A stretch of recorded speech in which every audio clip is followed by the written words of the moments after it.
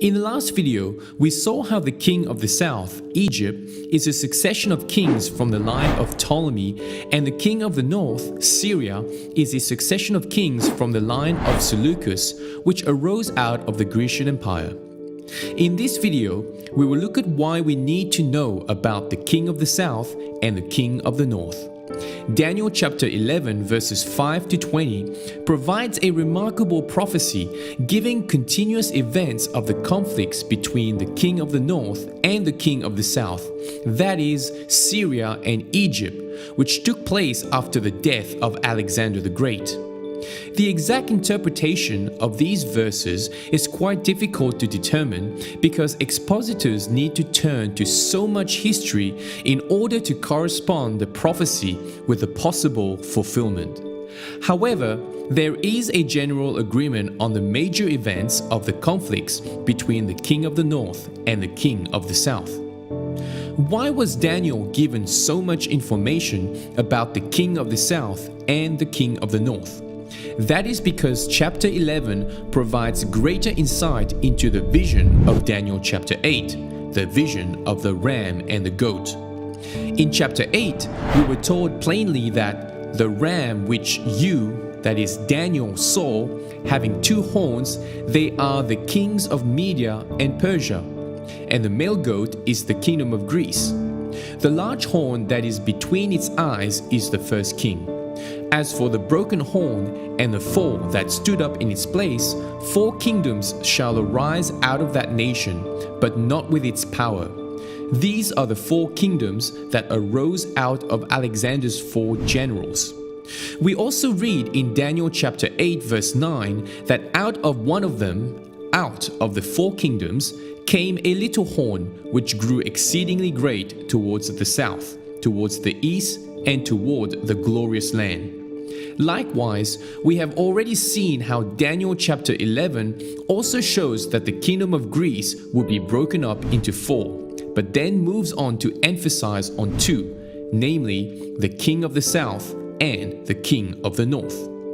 It is out of the king of the north, also known as the Seleucid Empire, or Syria, that a vile person would arise.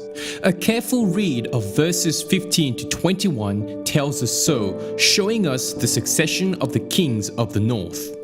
Verse 15 begins with the king of the north. Verses 16 to 19 tell us the things he does.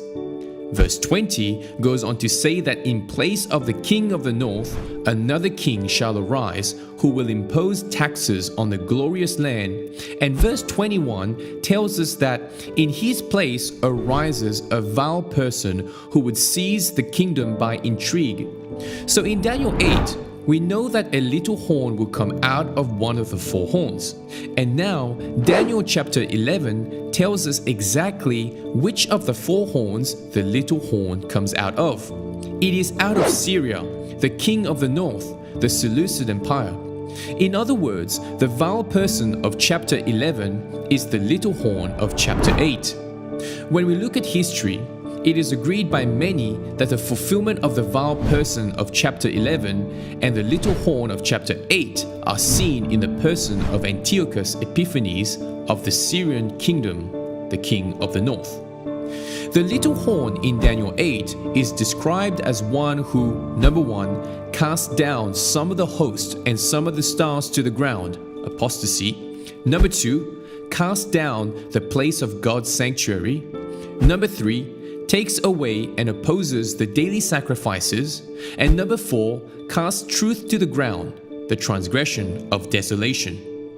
The vile person in Daniel chapter 11, verses 31 to 32, is described as one who, number 1, does wickedly against the covenant, the Jews, and corrupts with flattery, the apostasy of the Jews.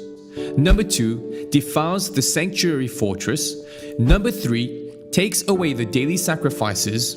And number 4, places the abomination of desolation. It is Antiochus Epiphanes, the king of the north, who came from the Seleucid Empire, or Syria, that forbade the burnt offerings and sacrifices, profaned the Sabbath and festivals, defiled the sanctuary and the priest, and had swine and other unclean animals sacrificed. He arrogantly entered the sanctuary and took the furniture and the utensils of the temple into his own land. He placed an image of Jupiter Olympus, a Roman god, in the Holy of Holies, and this was the abomination of desolation in the sight of God and the faithful Jews.